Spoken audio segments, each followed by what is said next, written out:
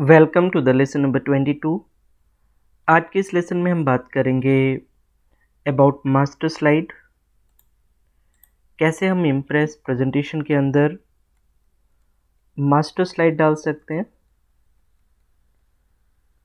और उसके बाद में हम बात करेंगे स्लाइड ट्रांजिशन की।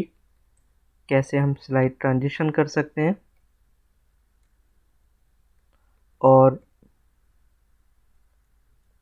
उसके बाद में हम बात करेंगे फ़ोटो एल्बम की। कैसे हम फ़ोटो एल्बम इम्प्रेस में डाल सकते हैं। तो सबसे पहले हम बात करेंगे मास्टर स्लाइड की।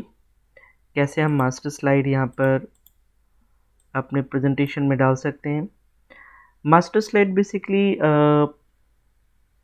एक ऐसा मैकेनिज़्म होता है जिसमें हम अ, एक स्लाइड पर, जो कि मास्टर स्लाइड होती है, उस पर हम टाइटल,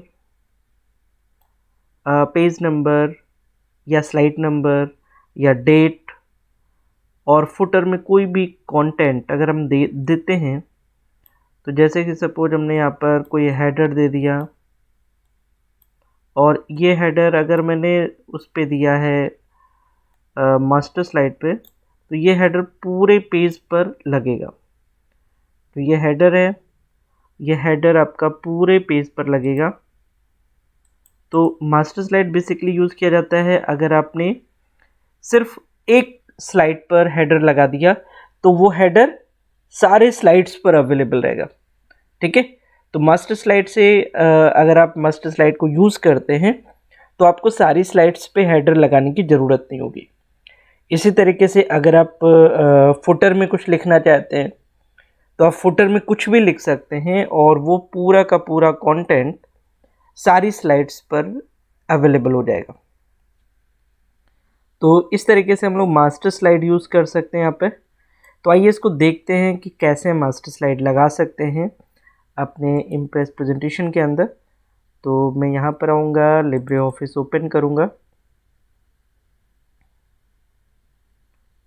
और यहाँ पर हम लोग एक न्यू इम्प्रेस प्रेजेंटेशन ओपन करेंगे। ठीक है, एक हम लोग ये भी देख लेते हैं यहाँ पर, जैसे हम लोग ओपन करते हैं तो आपके सामने यहाँ पर टेम्पलेट्स आ जाते हैं, ढेर सारे टेम्पलेट्स हैं। तो आप इन टेम्पलेट्स को भी यूज़ कर सकते हैं। बहुत ही सिंपल है इन सारे टेम्पलेट्स को यूज़ करना। बस आपको डिसाइड करना है कि कौन सा टेम्पलेट आपको चाहिए।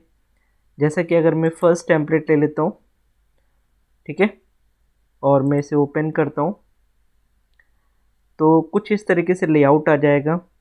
आप ये फर्स्ट है, आप यहाँ पर कोई भी हेडिंग लिख सकते हैं, जैसे मैंने LBSTI लिख दिया, और आप इसे बड़ा कर सकते हैं। और इसी तरीके से आप नेक्स्ट पेज पर जा सकते हैं, और यहाँ पर आप कुछ भी लिख सकते हैं, जैसे आपने लिख दिया सॉफ्टवेयर। और एक और स्लाइड हम ले लेते हैं, एक हम स्लाइड और ले लेते हैं कंट्रोल M करके। तो आप जैसे कंट्रोल M करेंगे, आपके साथ में ये जो टेम्पलेट है वो हर स्लाइड पे लगता जाएगा। तो जैसे यहाँ पर मैं हार्डवेयर ले लेता हूँ, यहाँ पर हमने हार्डवेयर ले लिया, और यहाँ पर सपोज मैं बस थैंक यू लिख देता हूँ। तो इस तरीके से हम लोग यहाँ पर कोई भी टेम्पलेट ले सकते हैं, किसी भी तरीके का टेम्पलेट ले करके उसके ऊपर वर्किंग कर सकते हैं। और बहुत ही सिंपल है अगर हम टेम्पलेट यूज़ कर रहे हैं। ठीक है, तो ये प्री डिफाइंड टेम्पलेट्स होते हैं। जैसे मैंने फर्स्ट लिया था, आप आगे की किसी भी टेम्पलेट को ले सकते हैं, ये देखिए। ठीक है, तो टेम्पलेट लेना बहुत ही आसान है।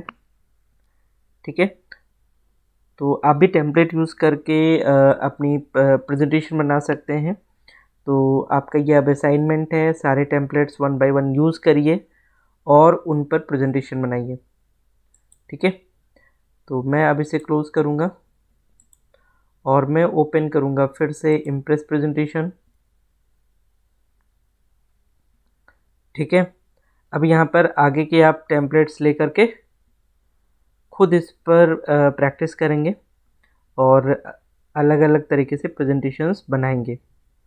ठीक है, मैं यहाँ पर आ जाता हूँ और मैं ओपन करूँगा मास्टर स्लाइड। ठीक है, हम लोग मास्टर स्लाइड समझेंगे। तो सबसे पहले हम लोग क्या करेंगे, यहाँ पर कुछ स्लाइड्स पहले ले लेते हैं। जैसे मैंने 6 स्लाइड ले ली यहाँ पर और मैं फर्स्ट स्लाइड पर हूँ और मैं यहाँ पर मास्टर स्लाइड डालना चाहता हूँ।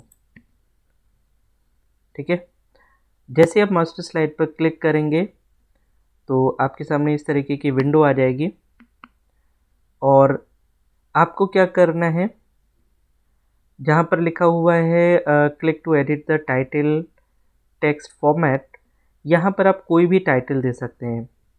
ठीक है, ये क्या है, ये जगह है जहाँ पर आप टाइटल रख सकते हैं। ठीक है, तो सपोज मैं यहाँ पर टाइटल देना चाहता हूँ, तो हम लोग क्या करेंगे, हम लोग ये टाइटल टेक्स्ट बॉक्स के अंदर देंगे। ठीक है, यहाँ पर ऐसे टेक्स्ट बॉक्स के अंदर दे देते हैं। तो मैं यहाँ पर सिंपल लिख देता हूँ,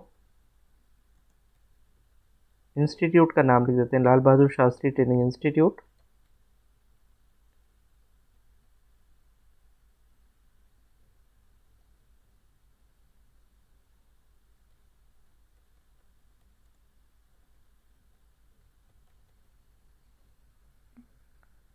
इसको हम लोग बड़ा कर देते हैं, थोड़ा बोल्ड कर देते हैं, साइज बड़ा कर देते हैं। ठीक है, इसको थोड़ा सा हम लोग इसको आगे खींच देते हैं और थोड़ा सा और बड़ा कर देते हैं। ठीक है, अब देखिए यहाँ पर हम लोगों ने इंस्टीट्यूट का नाम लिखा है और नीचे यहाँ पर हम लोग डेट एंड टाइम डाल देते हैं। तो जो डेट एंड टाइम डालेंगे वो सारे स्लाइड्स पर अवेलेबल हो जाएगा।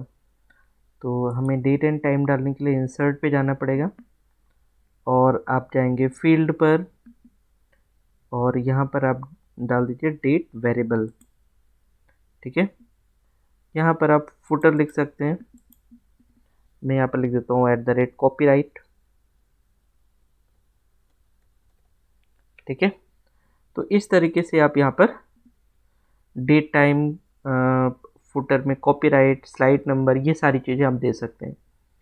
तो जैसे मैं इसको अगर क्लोज करूँ, यहाँ पर मैं क्लोज मास्टर व्यू करूँगा, तो यहाँ पर ये जो आपको हेडिंग दिख रही है वो सारे स्लाइड्स पर आपको दिखेगी और नीचे देखो डेट और कॉपीराइट मैंने लिखा था, वो सारे स्लाइड्स पर आपको मिलेगा। ठीक है, मैं यहाँ पर कुछ लिख देता हूँ, इंट्रोडक्शन। ठीक है,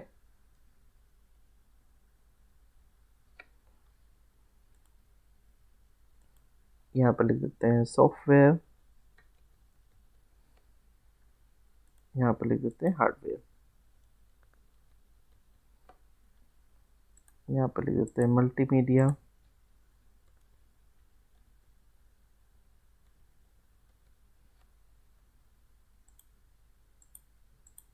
ठीक है, और यहाँ पर लिख देते हैं एनिमेशन। ठीक है, और इस लास्ट स्लाइड पे हम लिख देते हैं थैंक यू, ताकि हमें पता चल जाए ये लास्ट स्लाइड है हमारी। ठीक है, और इसको हम लोग क्या करेंगे, थोड़ा बोल्ड कर देंगे और बड़ा कर देंगे, तो सेंटर में कर देते हैं। ठीक है, अब अगर इसे मैं रन करता हूँ F5 से, तो आप देखिए यहाँ पर आपको इंस्टीट्यूट का नाम आ जाएगा, लाल बहादुर शास्त्री ट्रेनिंग इंस्टीट्यूट, और ये आपको हर पेज पे मिलेगा। ठीक है, मैं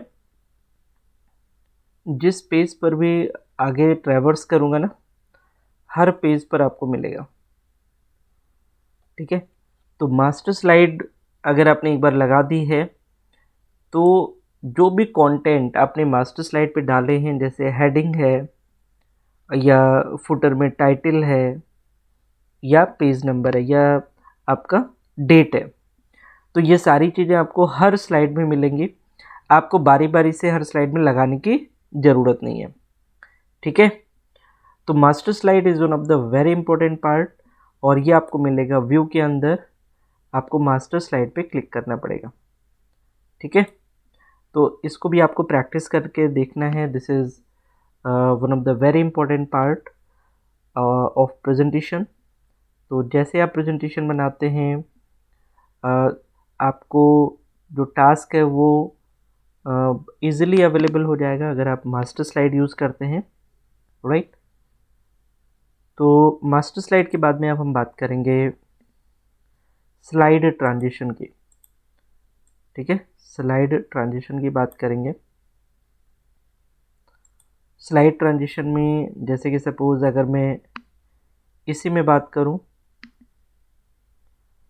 और यहाँ पर अगर मैं व्यू में जाऊं, और यहाँ पर आपको स्लाइड ट्रांजिशन का एक ऑप्शन मिल रहा है, इस पर आप क्लिक कर दीजिए। तो राइट हैंड साइड पे आपको ये ऑप्शंस यहाँ पर अवेलेबल हो जाएंगे। तो ये सारे ऑप्शंस हैं। जैसे अगर मैं वाइप के साथ में इसको ओपन करना चाहता हूँ, तो ये देखिए वाइप इस तरह से खुल जाएगा। अगर मुझे व्हील की तरह ओपन करना है स्लाइड को, तो व्हील की तरह ओपन हो जाएगा। अनकवर करना है, ठीक है। तो these are the slide transitions जिनको हम लोग यूज़ कर सकते हैं, और बहुत ज़्यादा ये प्रेजेंटेशन को काफ़ी इंटरैक्टिव बना देते हैं, राइट। तो अगर मैं ये सारी चीज़ें अप्लाई टू ऑल स्लाइड कर दूं, ठीक है। अगर जैसे कि सपोज़ मैं यहाँ पर कोई भी ले लेता हूँ, सपोज़ मैं डायगोनल ले लेता हूँ, ठीक है, और apply transitions to all slide कर देता हूँ। अब मैं अगर इसको रन करूँगा, ठीक है, तो आप देखेंगे हर स्लाइड में आपको ये मिलेगा। हर स्लाइड में आपको ये ट्रांजिशन मिलेगा, ठीक है। ये देखिए थैंक यू में भी उसी तरीके से ट्रांजिशन मिला है। तो हम अगर कोई भी ट्रांजिशन दे रहे हैं तो उसे सारी स्लाइड्स पे लगा सकते हैं, ठीक है, और उनको हम लोग इंटरैक्टिव बना सकते हैं। स्लाइड्स को हम लोग इंटरैक्टिव बना सकते हैं, ठीक है। तो इसलिए स्लाइड ट्रांजिशंस बहुत ही ज़्यादा ज़रूरी हैं, और आपको स्लाइड ट्रांजिशंस का ऑप्शन जो है वो व्यू के अंदर आपको मिलेगा। स्लाइड ट्रांजिशंस पर आप जा सकते हैं, ठीक है, और इसमें से कोई भी आप ट्रांजिशन सेलेक्ट कर सकते हैं, ठीक है। ये टर्न अराउंड का एक ऑप्शन है, इस तरीके से आप कर सकते हैं। टर्न डाउन का ऑप्शन है, इस तरीके से आप कर सकते हैं, ठीक है। तो ढेर सारे ऑप्शंस आपको स्लाइड ट्रांजिशंस में मिलेंगे। अब आपको ये सारी प्रैक्टिस खुद करनी है। स्लाइड ट्रांजिशंस में सारे स्लाइड ट्रांजिशंस को आप लोग क्लिक करके एक बार चेक करिए, ठीक है, और बहुत ही आसान है, राइट। इम्प्रेस प्रेजेंटेशन बहुत ही आसान है। इम्प्रेस प्रेजेंटेशन की अगर हम बात करें तो ये काफ़ी हद तक पावर पॉइंट से मिलता है, और अगर आपको पावर पॉइंट प्रेजेंटेशन बनानी आती है तो बहुत ही सिंपल तरीके से आप इम्प्रेस प्रेजेंटेशन बना सकते हैं, ठीक है। अब हम बात करेंगे कैसे हम फ़ोटो एल्बम लगा सकते हैं। तो मैं एक न्यू फाइल लेता हूँ, और यहाँ पर हम लोग इंसर्ट में चलेंगे और मीडिया के अंदर चलेंगे, और यहाँ पर फ़ोटो एल्बम पर क्लिक करेंगे। आप जैसे क्लिक करेंगे आपके सामने एक छोटा सा डायलॉग बॉक्स आ जाएगा। आपको यहाँ पर ऐड पर क्लिक करना है। आप जैसे ऐड पर क्लिक करेंगे आप यहाँ से पिक्चर सेलेक्ट कर सकते हैं। मैं सपोज यहाँ से पिक्चर सेलेक्ट कर लेता हूँ। मैंने फर्स्ट पिक्चर पर क्लिक किया है, फिर मैं कंट्रोल प्रेस करके सारी पिक्चर सेलेक्ट कर लेता हूँ एक साथ, और इसे हम लोग ओपन कर लेते हैं। जैसे ओपन करेंगे यहाँ पर सारी पिक्चर्स आ जाएंगी, और हम यहाँ पर क्लिक करेंगे इंसर्ट स्लाइड्स। ठीक है, तो यहाँ पर आप देखेंगे हम लोग यहाँ पर नाम दे देते हैं फोटो एल्बम।